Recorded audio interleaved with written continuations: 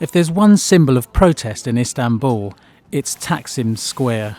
It's been the scene of a Labour Day massacre, a deadly political brawl, and an anti-development sit-in that once threatened the current Turkish president's grip on power. But its history took a different path last week in the wake of the attempted coup. Thousands heeded President Recep Tayyip Erdogan's call for resistance by taking to the streets in the hours immediately after the failed coup began.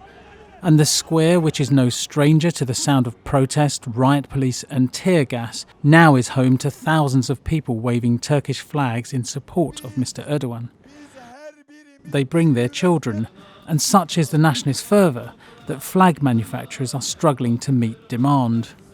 So far the rallies have been peaceful and largely celebratory, but the nightly influx of Mr. Erdogan's allies has raised anxiety.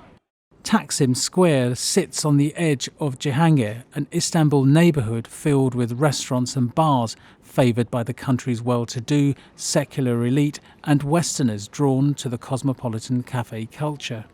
Mr. Erdogan supporters routinely deride Cihangir as a bubble filled with a minority that's out of touch with Turkey's more conservative majority. The nightly rallies represent a chance for Mr. Erdogan, who was mayor of Istanbul in the 90s, to reclaim one of the city's most potent symbols of political resistance. In 2013, protesters occupied Taksim Square over plans to develop Gezi Park, a green space within the city. Police quashed the protests, leaving 11 dead.